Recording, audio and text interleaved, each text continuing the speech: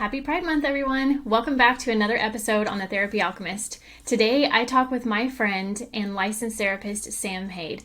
Sam is a licensed professional counselor in Colorado and New Mexico, and he is also a registered art therapist all over the country. Sam is a part of the LGBTQ plus community. So today, what I did is I brought Sam in and I asked him questions about what it was like to grow up as a queer man and how did that integrate into his life as a therapist? How does he approach therapy? Has it altered the way that he has been as a therapist? I'm really looking forward to you guys listening to this episode. Don't forget to hit that subscribe button. I have some really cool interviews coming up. The next episode that I'm going to do is with Dr. Craig Heacock. He is the podcast host from the Back from the Abyss podcast, and we talk about how psychedelics help our mental health. You guys are not going to want to miss that one, so definitely hit that subscribe button. Hi, Sam. Welcome to my podcast. I'm so glad that you reached out to me and that you're going to be on here today to talk about Pride Month and what it's like for you as a gay therapist in the mental health world, and to get your take on a lot of different things, such as like art therapy, the LGBTQ plus community, what kind of ways that we can advocate in that area, all sorts of stuff. So to get started, I wanted to ask to talk about like Pride Month and like what that means for you personally, and then that will help us to slide into some other things. Absolutely. Thanks so much for having me, Katrina. You're wonderful. You're lovely. Thanks for having me on. I'm really grateful. I think on a personal level, my gosh, I mean, that's a loaded question, right? So June is definitely my favorite, which is Pride Month. And it's not just because of Pride Month, but it's the kickoff to summer. I think for me, some buzzwords that are coming to mind: radical inclusion, community, resistance, visibility, collectivism, intersectionality. These are some hot words that are coming to me as I'm thinking about what it means to me. I grew up in Atlanta, Georgia in the 90s and early 2000s, in the city of Atlanta. So there was a lot of queer folk around. Things were really different back then. And I was bullied quite a bit.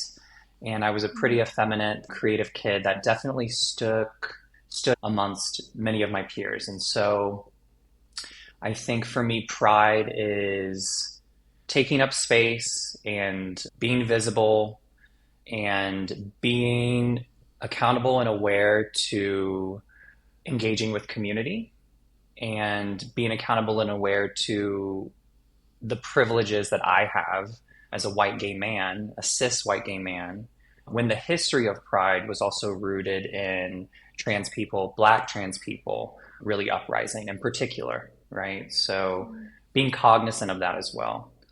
I love that. I don't love the part about you being bullied though. And I imagine Yeah. that it's got to be really hard to be different, right? I feel like as society here in America, it's very much like you need to be like us to belong. You know, you need to fit in. So what was that like for you, if you don't mind going into that, just like the bullying side of things and what has been your experiences? It was really rough. And I think in the scale of severity with bullying, I think what I experienced, from what I understand, was pretty moderate. And it was still really bad. I had adults as well as kids making comments, making slights, feeling excluded. I was bullied online extensively. My name, if you would Google my name, there were videos of kids making fun of me, and that was on the internet for a decade, literally Oh 10 my years. God. Wow. Um, It was very, very rough. And I guess I identify as cis. And for those who don't know, cisgender means that you were on the side that you were assigned with birth. So when you're born, you're assigned either male or female based upon your genitals. I identify as a man, but I also am very queer. And I felt very caught in between these worlds of girlhood and boyhood. And that was a very distinctive feeling for me. The pink and blue world, different music, stuff like that.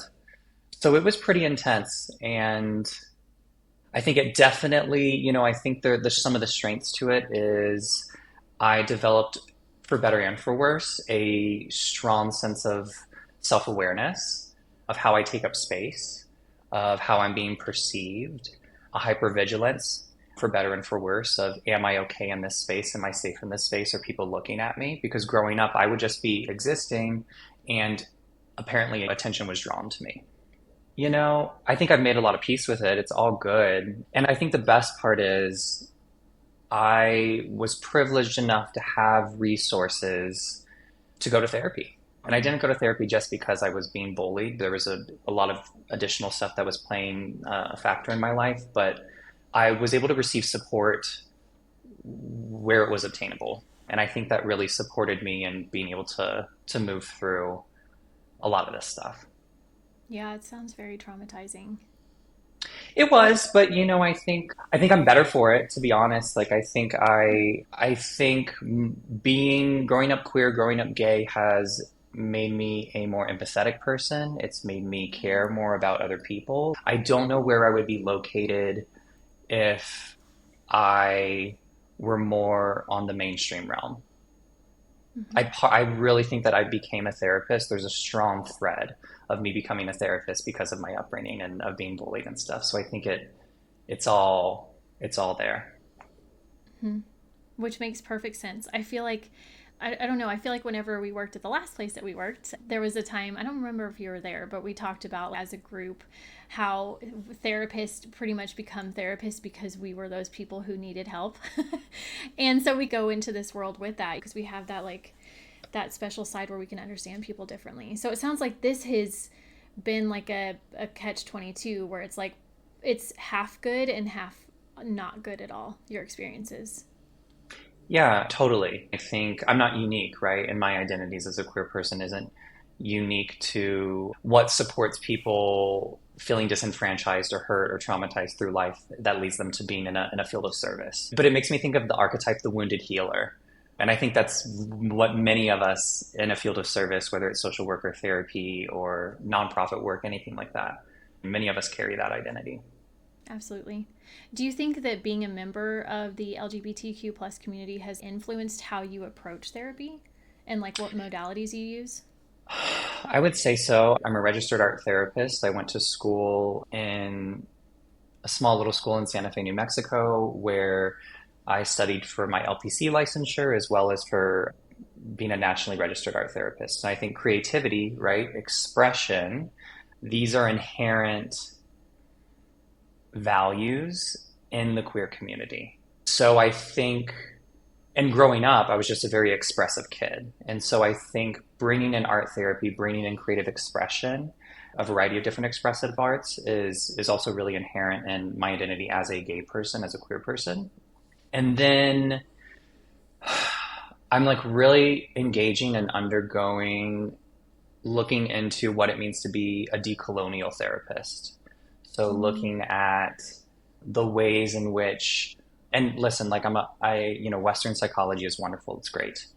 And there are some shortfalls in my opinion. And so being someone that wants to be as trauma informed, as accountable to my own privileges, and aware to different struggles or identities that I'm not experiencing directly means that I need to really look into a decolonial approach. So, looking at different ways in which we pathologize the person rather than the system, stuff like that. So, I don't know if that answers your question, but those are kind of some of Yeah. the main things Yeah. there.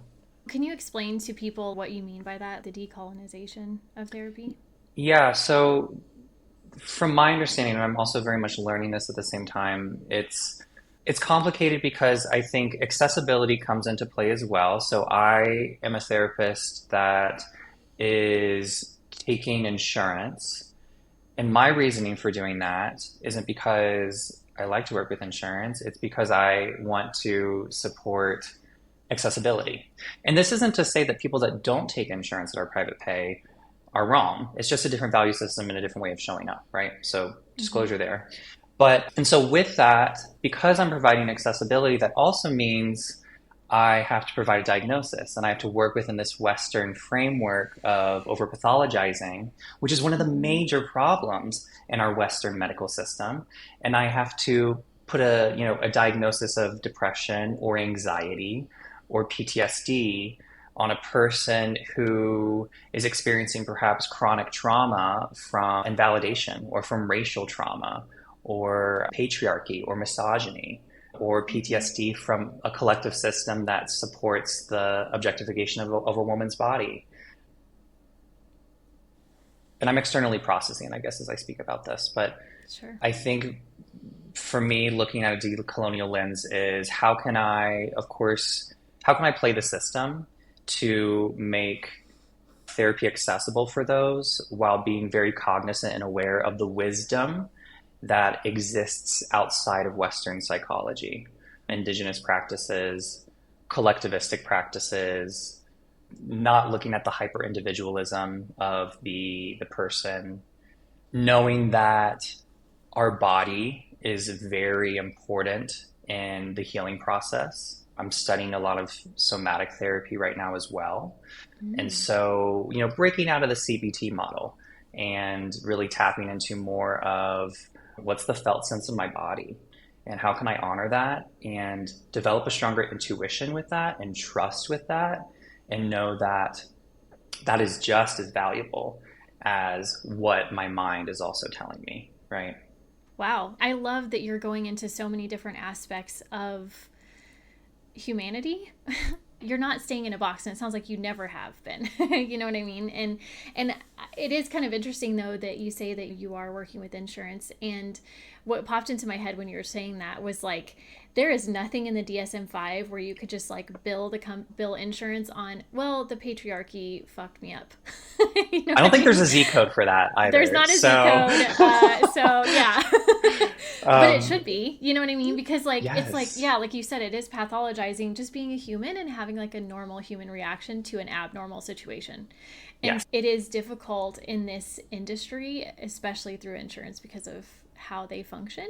And do you, and this is kind of off topic, but I'm just kind of curious, but do you tell your clients and talk to your clients about what diagnoses you give them and expand on that for them? Or is that something that's just kind of like, we'll just send it to insurance? So far, I think it just depends. I think the standard ethical question of is it important for the client? How severe is the diagnosis? How informed do they care to be in that process? And if I can also explain to them, this is how the system works so that we can make sure that you're able to receive services. If they're interested in that, absolutely, I share that with them. But I think it's kind of fluid.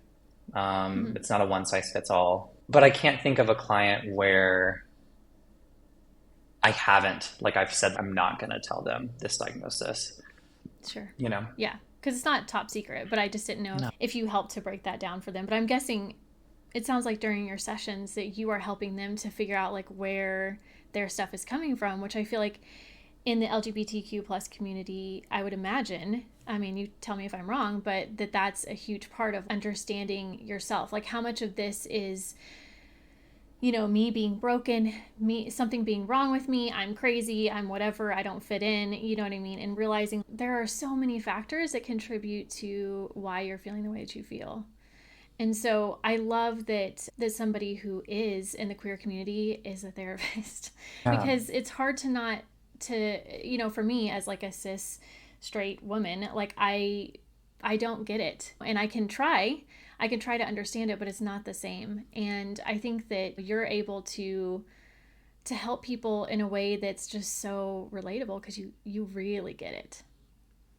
Thank you. I think in some ways I do, right? And I think what I'm thinking of as I'm hearing you say that is this is why visibility is so important. This is why visibility is a hot word for me when it comes to Pride Month is when you talk about a client who maybe is questioning their gender or identity or anything like that, or they grow up thinking that they are something's wrong with them, there's a lack of visibility. There's a lack of opportunity for them to see themselves in the culture. And this extends just beyond queerness. It's also in white supremacy, and that's deep in colonialism, of course. And yes, and I'm not a BIPOC person. I'm not Black. I'm not Indigenous. I'm not a person of color. For the most part, I guess I identify as cis.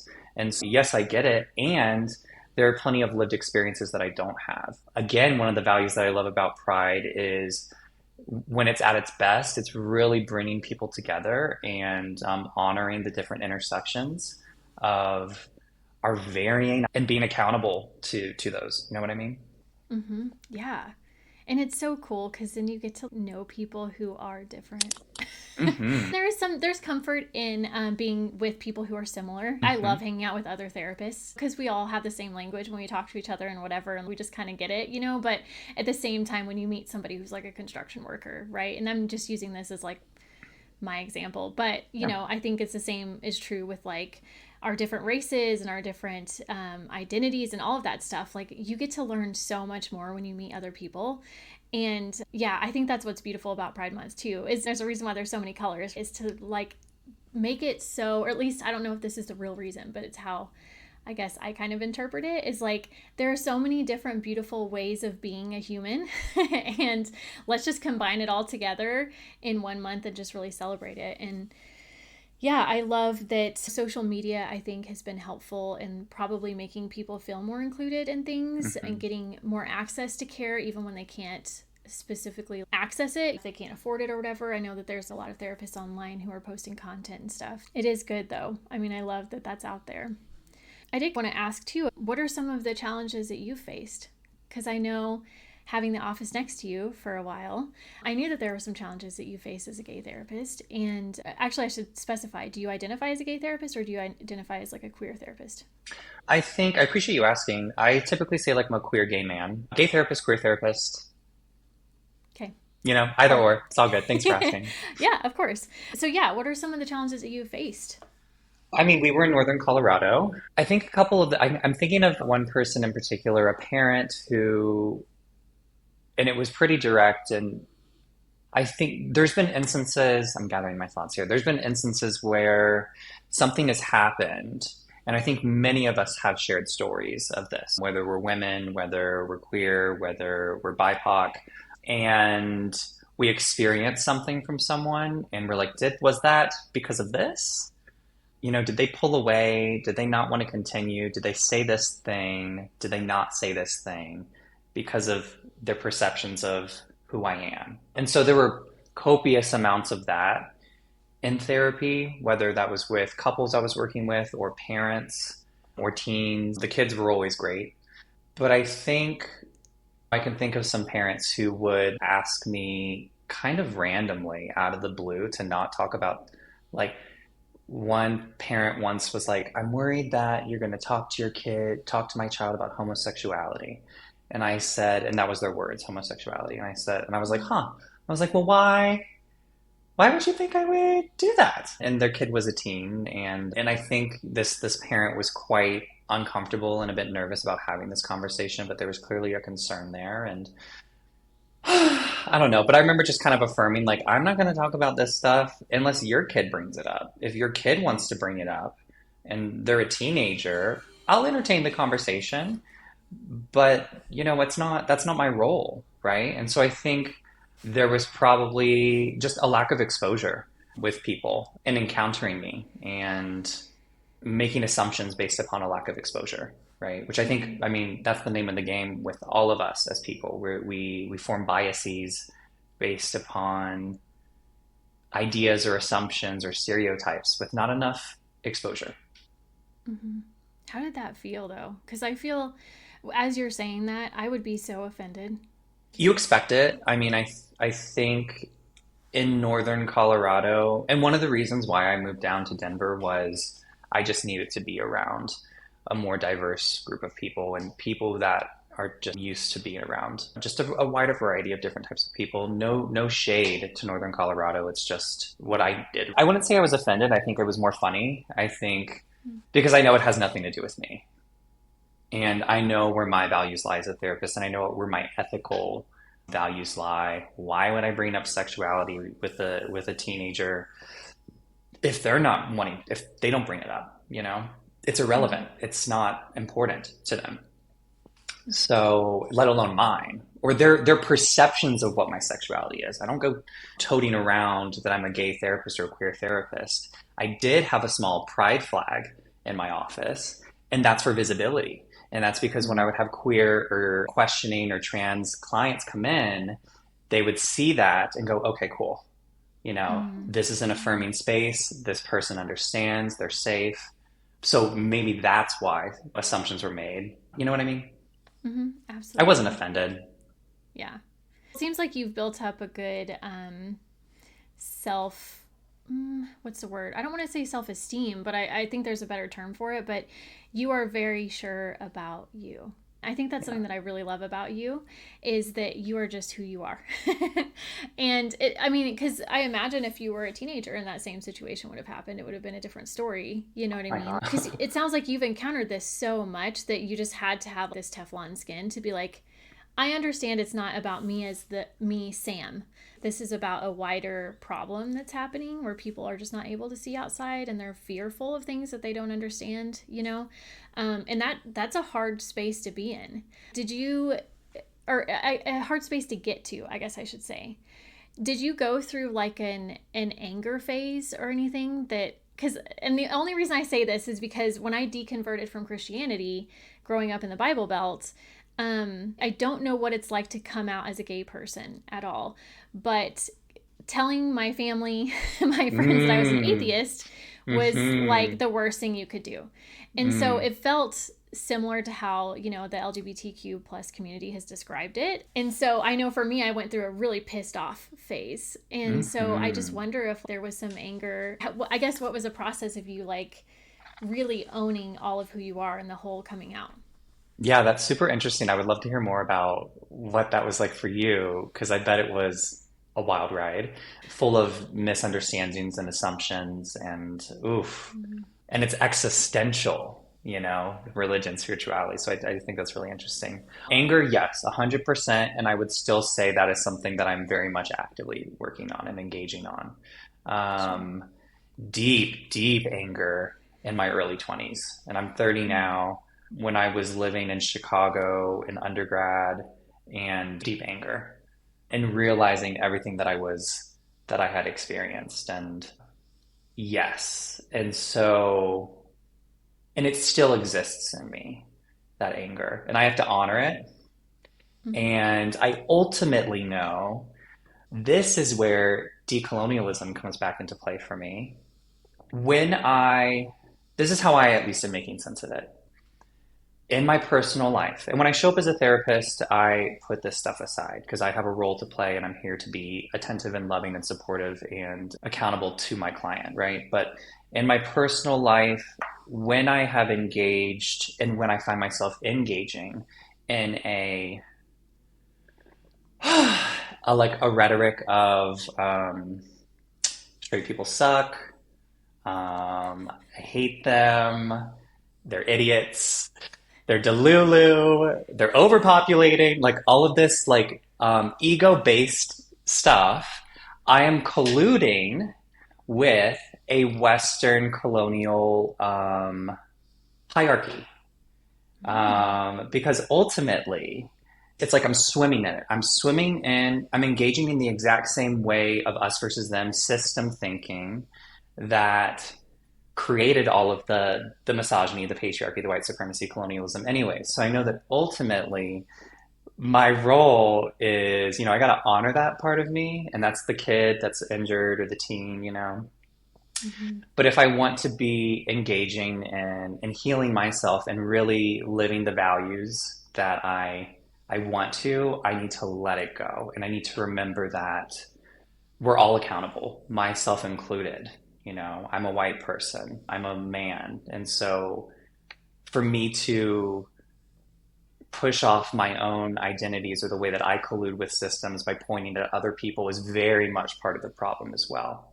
So I need to check myself in that way because it's ultimately not actually, it's not a part of the way that I want the world to be.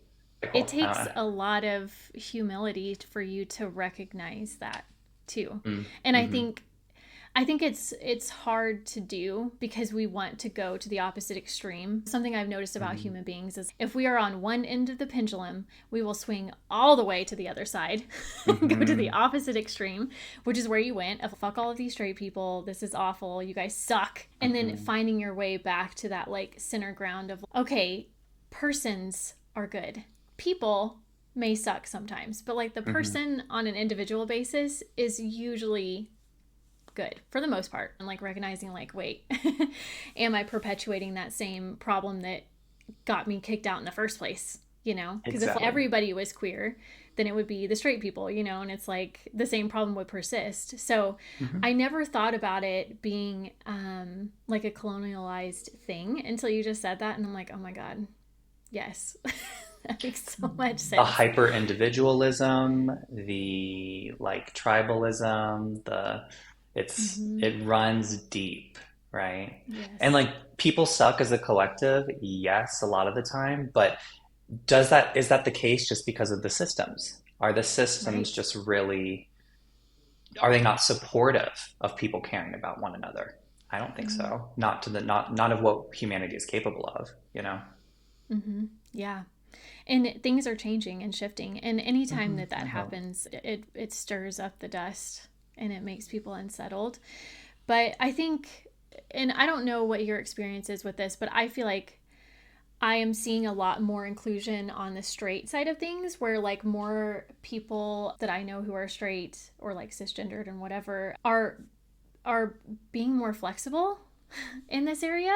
People that I didn't think would be flexible are starting to bend more. And I really love seeing that because that's something that I will argue with family and friends who may be like stuck in old ways of thinking.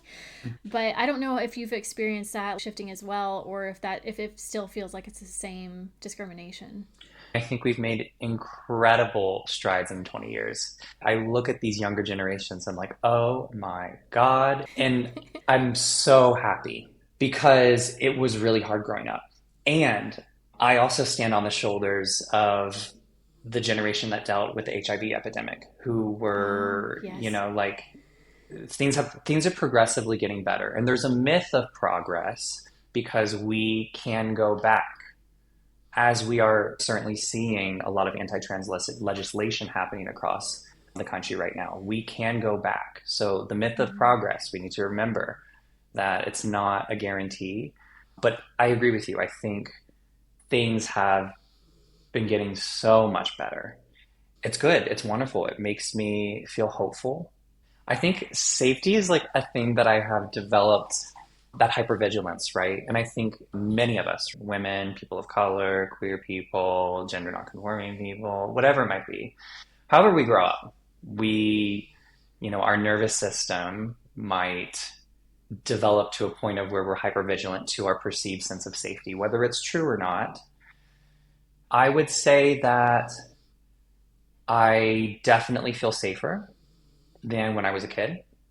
I think that is due to me having my own autonomy and agency. I'm not dependent upon anyone as I was as a kid, right? Mm-hmm. The world in America, at least, or the places that I am lucky enough to live in, are have been blue states and are relatively progressive for America and all of that. I noticeably felt safer when I moved down to Denver from Fort Collins, from northern Colorado, and I felt less visible in a way that made me Oh. feel unsafe. And that feels really, really good. Um, Mm-hmm. and again, no diss to northern Colorado. It just is what it is. And for So, those who yes, don't know, northern Colorado is like very I would like to call it like country. It's like a bunch of white people. very Just everywhere. purple, very, Yes. very purple. Yeah. Which is fine, you know. I Yeah. duality. I believe wholeheartedly in Mm-hmm. that.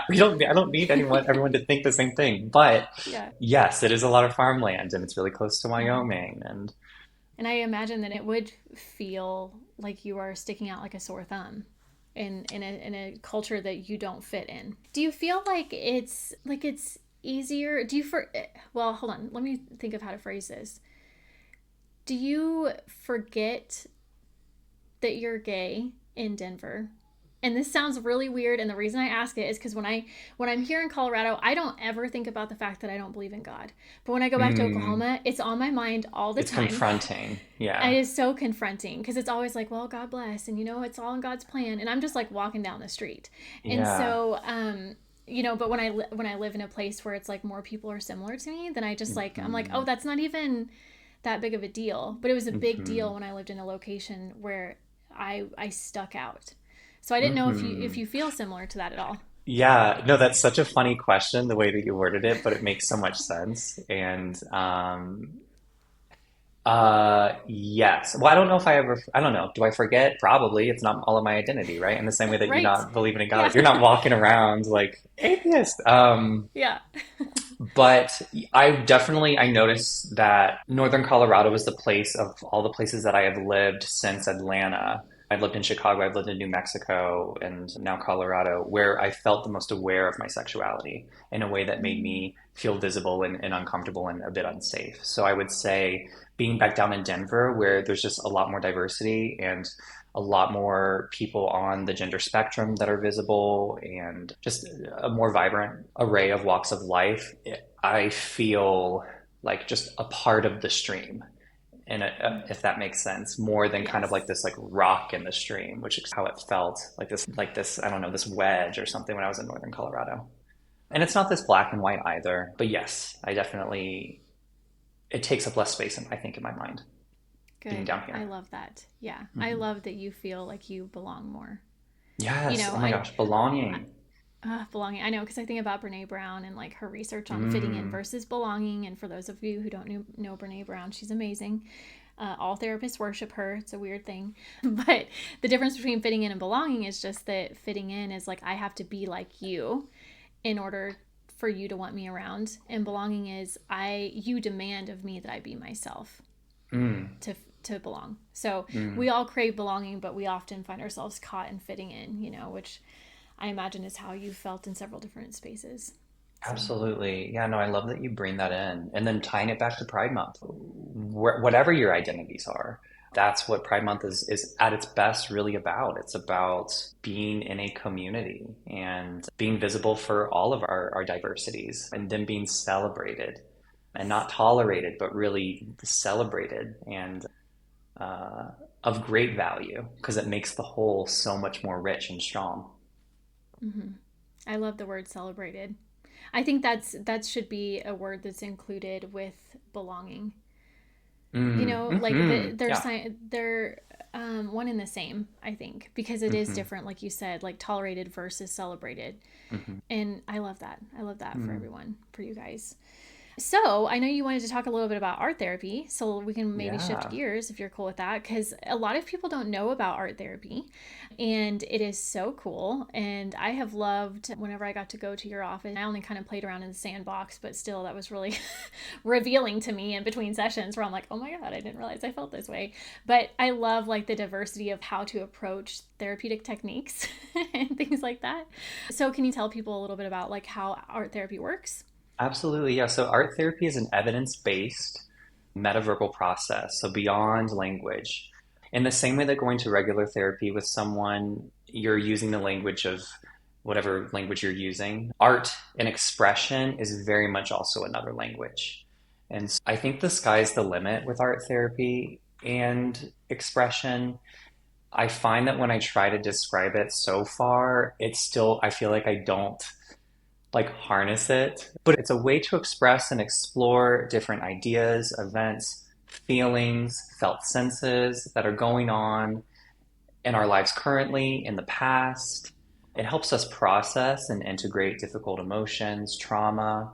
It helps us communicate where words are limiting.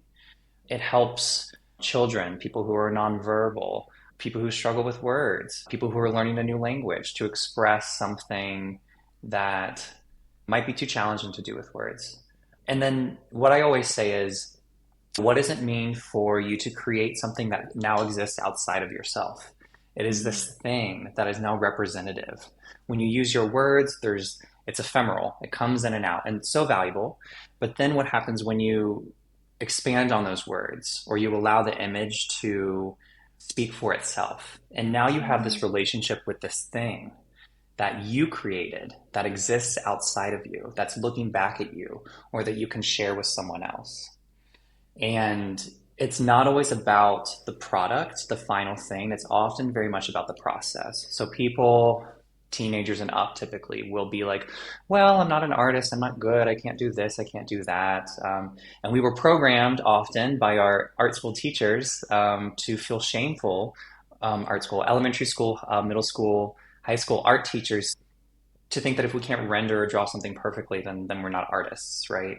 Mm-hmm. Um, but we all are. We all have the capacity for expression. And it doesn't always need to be visual. We can move our bodies. We can create poetry. We can collect materials outside in the world and create something from that, create sculptures, patterns, etc.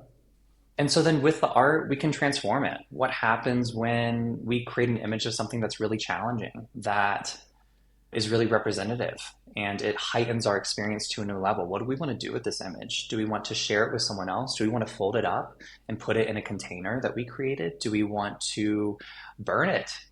Do we want to bury it? Do we want to cut it out and turn it into a collage? Do we want to create a 3D sculpture of this that we made? And so it's incredible. It's magic, and when people are willing to explore and play and get out of their minds, so much can happen. It can be really potent. Mm-hmm. I hope that was a good descriptive. I still feel like I'm not able to harness it, but no, I think you are. I think I understand it really well. How do you feel that that has helped you understand your clients better? Or has it helped you understand them better? oh man, I mean, there's so much here. I think what I'm initially thinking of. So one, we have a client who is very anxious or has a lot of perfectionism or hyperfixates or has a lot of intrusive thoughts or they overthink a lot. That might really be represented in the way that they engage with art, right? They might want to choose materials that are very resistive, colored pencil. They're not going to go to the paints, right? They're not going to go to the watercolors. Less control, right? And so that helps you understand, where is my client located with just taking risks, trying new things, being visible. Mm-hmm. So you can learn a lot by the materials that they choose. You can learn a lot about how much they allow for mistakes. And then something else I'm thinking of as I spoke upon, there's something called the expressive therapies continuum. It's a really strong framework that is often utilized by expressive therapists. So you have kinesthetic and sensory aspects, pounding, smearing. These are considered like kind of basic, like toddler level ways of engaging, right? And that's not to say that only toddlers are supposed to do that, because what happens when a grown adult starts to allow themselves to smear or to pound, right? They're using their body in a way that maybe they don't normally allow themselves to do. And that can be really cathartic or provide information. And then up at the top, we have the more cognitive and an emotive aspect. And this is a framework that also lets therapists know, art therapists, expressive therapists, based upon their presenting concerns, what would be a medium that would maybe be potentially activating in a way that's harmful to the client. So survivors of sexual assault or molestation, we have to be really cognizant of materials like glue, clay. These things can be really sticky. They can get stuck on our hands. It can be really activating. Clients who can get very anxious, whether we want to challenge them or not. Are we going to use a more fluid or resistive material? And then how do they respond? How do they seek help or assistance when they're creating? How engaged are they in the process versus the final product? So it gives you guidance more on the stuff that they wouldn't verbalize to you, because they may not even know that about themselves, right? Like when they're picking colored pencils, they're just picking colored pencils. But for you, you can see like, okay, wait, I'm watching how this person is interacting in this small confined setting, and that may be how they're interacting with the outside world. That's definitely a way to go, right? And I think there's a misinformation that art therapists will look at an image and be like, you drew red, which means that you're angry. And that's just not the case. Red has so many different indications and symbols within it. So I think it's information, right? I could look at a client who's selecting colored pencils and I can take note of it. But I'm not going to make an assumption of why that's the case. But I am thinking of a young adult that I was working with, and they were presenting concerns already of just being pretty perfectionistic. And the way that this person chose to engage in the materials, it was really funny. It was like, and so I said to them, this is really indicative of like where you're located with the fear of making mistakes or taking risks. And I can say that to them, and they're like, haha, yeah, you're so right. And so it's like, well, what does it look like for you to shake it up a little bit and take a risk and do something different? Yeah. And I feel like I love that you said that and clarified that too, that you can't make a bunch of assumptions about people, because something that I found in therapy is although we get really good at reading people, we still don't actually know. And it sparks conversation though. Whenever I dabbled a little bit in art therapy, I, thankfully was around a couple of art therapists like yourself and like Tamara. And so I kind of knew a little bit. Don't make assumptions about the color red, because that's probably what I would have done. But it brings in the like verbal side of things where you can say, okay, tell me about this. What happened here when you were doing this? Describe this for me. And I remember in particular, I had one client who the whole page was just colors, like just straight up and down colors fading into different colors. And it was a timeline for that client. And it was so cool because I never would have guessed it. You would have showed that to me. I would have had no clue what they meant. But they walked me through the timeline of a specific event. And there's something about incorporating like the visual with the auditory and the somatic or kinesthetic or however, all the different senses that we have, like where you can understand clients on such a deep level, because you're like, wow, I didn't know you were hurting that bad. Like the language you were using said you're sad, but I didn't really realize until you showed me how deep it goes. I think that art therapy can help fill in the gaps where language is missing, because I often find that English lacks a lot of language. We only have one word for love, yet we use it for everything, when other languages will use multiple words for love.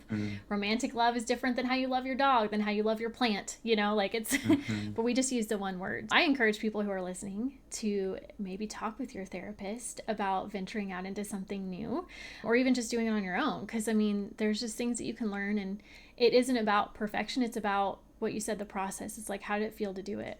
And what comes up for you and what gets triggered for you.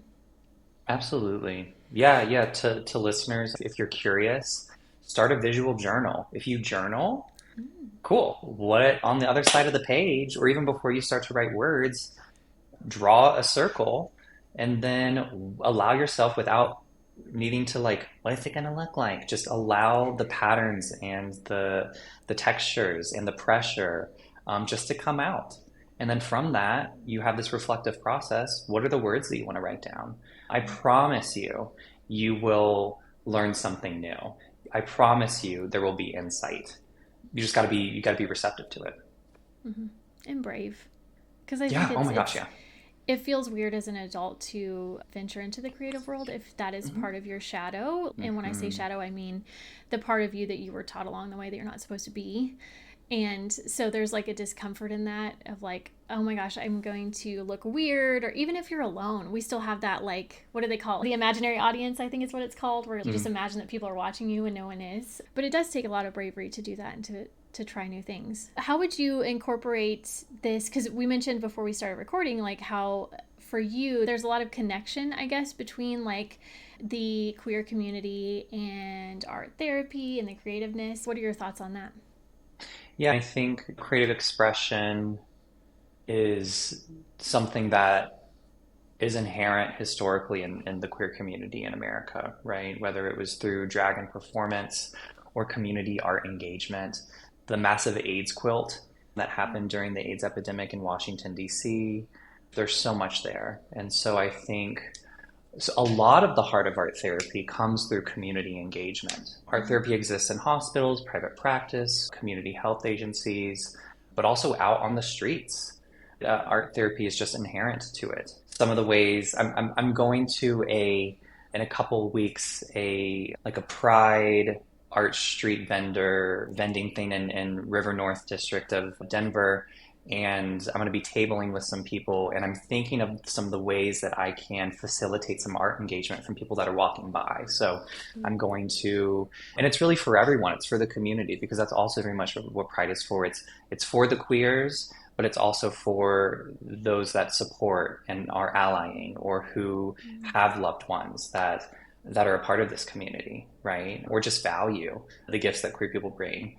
And so I'm thinking about, what are some ways that I can engage in the community as people are just walking by? What are some, putting one thing up on a piece of paper, or with a prompt for reflection, or creating everyone adding a little bit of a line or something to create something much larger. And then we have this thing that we all did together, and that facilitates belonging. I love that so much. Oh my gosh, Yeah. that's such a beautiful idea. Hmm. Cool. So, as we're nearing the end of this, is there any advice that you would give to people who are not part of the queer community, how they could help be allies and help to be more inclusive? Any tips? Oh my gosh, I don't know. I mean, I'm just one person, right? But I think allyship for any group of people, right? Whether it's allyship for women, allyship for BIPOC individuals and indigenous people, queer people, it's a practice. We never arrive. I believe that we never arrive at allyship. I don't think we're just a capital A ally. We have to continue to practice it. And so I think signing up to go and volunteer at a Pride event or donating, if you don't have the time, donating some money or going to a drag show and making sure that you bring your money and giving the girls your tips. And I would also say Pride Month it's so rooted also in Black, Brown, and Indigenous bodies. And so if it's not necessarily directly related to Pride, I very much argue going out and volunteering for the community, I think is inherently valuable, of course, as well. I think specific nonprofits that could be important, nonprofits that support the Black trans women are disproportionately killed and murdered in this country. And so seeking out agencies and nonprofits that directly support these populations also is essential. I think that's a great place to start. Mm-hmm. Awesome. So, last thing, can you tell people, because I know you just started your private practice, so if people want to get a hold of you, where can they find you? What's your website? How do you want them to contact you? Yeah. And I know you're licensed here in Colorado and New Mexico, right? That's so correct. You can see clients in both places. So how can they get a hold of you? Yeah, so my practice is called Infinite Wheel, like infinite to infinity, and then wheel, like WHEEL, the wheel of a car. Infinite-wheel.com. My Instagram is infinite-wheel, I believe. Or it might be infinite-wheel __. That's okay. It'll be linked below. So wonderful. You guys can also Great. find it that way. Okay, yeah. You can find me there. Yeah. Okay, awesome. Well, congratulations on starting your private practice. And Thank you. Thank you for coming in. Thanks so much for having me on, Katrina. Yeah, it's been wonderful. All right. Thank you guys for joining today. And as a reminder, Sam and I are therapists, but we are not your therapist. Therefore, this is not a substitute for therapeutic advice. If you would like to find a therapist in your area, you can check out the links below. If you'd like to get in contact with Sam, I also have put his links to his website and to his Instagram below. Also, don't forget to hit that subscribe button because the next episode that I do is one that you're definitely not going to want to miss. We're going to be talking about psychedelics. So, looking forward to it. I'll see you guys then.